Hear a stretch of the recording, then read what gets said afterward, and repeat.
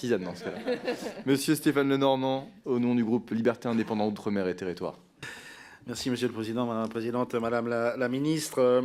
Comme beaucoup de nos concitoyens et concitoyennes, notre groupe attend avec impatience ces Jeux olympiques et paralympiques et il souhaite naturellement qu'ils se déroulent dans les meilleures conditions sportives et de sécurité.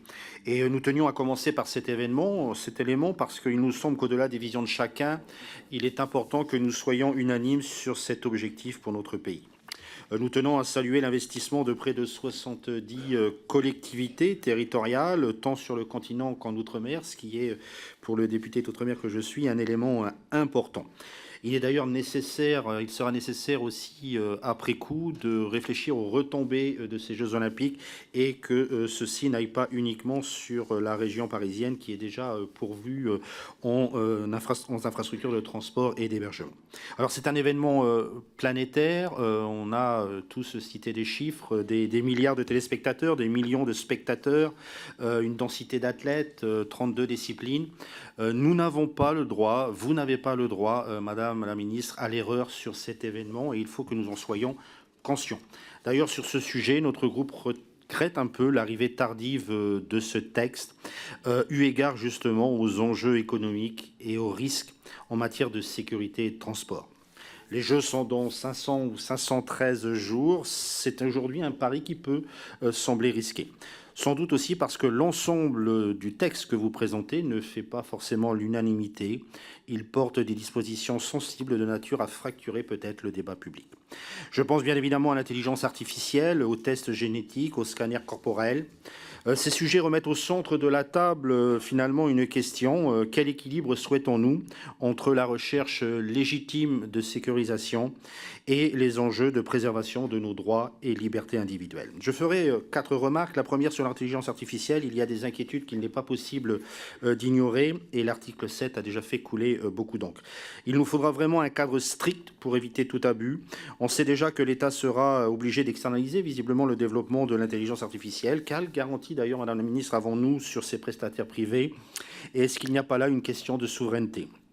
Et si l'expérimentation a lieu, il me semble qu'il sera indispensable par la suite d'organiser un débat de fond au Parlement sur ce développement et cette utilisation des intelligences artificielles. Car on voit déjà un peu poindre une volonté de pérennisation. Sur le plan de l'organisation, on ne peut pas faire l'impasse sur le fiasco de la finale de la Ligue des Champions, Madame la Ministre. Les causes étaient multiples, un délai d'organisation réduit, des accès via les transports en commun trop restreints, un filtrage défaillant, une réponse sécuritaire inadaptée vis-à-vis des supporters. Nos jeux sont exposés aux mêmes risques avec un calendrier restreint. Nous manquons encore de visibilité, où en est le développement des billets infalsifiables, quid du recrutement des personnels de sécurité qui sont en grande quantité. Alors il est vrai, comme l'a dit la Présidente, la Coupe du Monde de rugby pourra nous servir d'un élément, d'un révélateur sur notre capacité à réagir à ce sujet. Par ailleurs, sur les transports, ce texte est pauvre sur le sujet et il est évident que nous aurons sans doute des retards importants et on sait déjà qu'on ne pourra sans doute pas tenir certaines des promesses que portait notre candidature.